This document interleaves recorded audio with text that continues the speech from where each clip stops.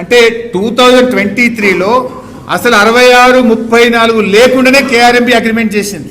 ఎందుకు ఈ point stress చేస్తున్నా అంటే మనం పోయినాక మళ్ళీ వీళ్ళు వచ్చి తెచ్చింది దాన్ని కొట్లాడి 66-34 లేకుండానే మనం ఈ కేఆర్ఎంబి 17th బోర్డు మీటింగ్లో మనం మీట్ చేసుకున్నాం.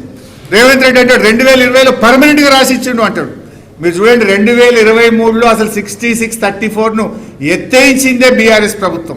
కంటిన్యూస్గా 21-22లో కొట్లాడినాం, 22-23లో కొట్లాడినాం, 23-24లో కొట్లాడినాం, 50-50 ఇవ్వాలని 28 ఉత్తరాలు రాసినాం. 66-34 లేకుండానే ఇది మనం సాధించినాం. అపెక్స్ కౌన్సిల్కు మ్యాటర్ రెఫర్ అయింది. ఇప్పుడు చూడండి 25 మనం పోయి కాంగ్రెస్ ప్రభుత్వం వచ్చింది. కాంగ్రెస్ ప్రభుత్వం ఏం చేసింది? ఇది వాళ్ళు చేసుకున్న agreement. After detailed deliberation the board decided that sharing of water between both the states may be followed 66-34 for the current water year 24-25. 66-34 చేసుకున్నారు అని మన మీద మాట్లాడిండ్రా? మరి మీరెందుకు చేసుకున్నారు? మీ ప్రభుత్వం వచ్చినాక ఎందుకు చేసింది? మీకంటే ముందు సంవత్సరం 2023-24లో బీఆర్ఎస్ పోరాడి 66-34ను తొలగించి అపెక్స్ కౌన్సిల్కు రెఫర్ చేసి ఆ 66-34 లేకుండా ఏ రాష్ట్రానికి ఎన్ని నీళ్ళలో 3-men కమిటీ ఆధారంగా వాడుకోవచ్చు అని మేం చేపిస్తే మళ్ళీ మీరు వచ్చి దాన్ని తీసేపిచ్చి 66-34 తెచ్చిందే కాంగ్రెస్. ఇప్పుడు చెప్పండి, మరణ శాసనం రాసింది ఎవరు? మీరు కాదా? 66-34 లేకుండా మేము అగ్రిమెంట్ చేసినాం పోరాడి మీరు వచ్చి మళ్ళీ 66-34ను మళ్ళీ తీసుకొచ్చింది కాంగ్రెస్ పార్టీ. ఇది ఒకసారి ఆయన వీడియో కూడా వినండి.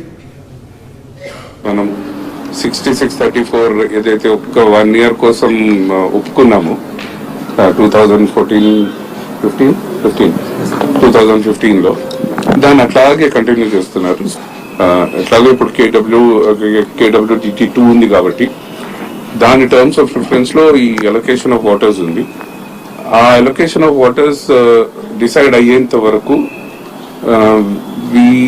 రిజిస్టర్డ్ అవుతాట 66-34 అవ్వకూడదు అని. బట్ అది అయ్యేంత వరకు అట్లీస్ట్ 50-50 అన్న చెయ్యండి అని మనం ఆల్రెడీ రాసున్నాం. సో కాంగ్రెస్ గవర్నమెంట్ వచ్చినాక ఏం చేసింది? గదే 50-50 అడిగిందా? గదే 66-34 సంతకం పెట్టిందా?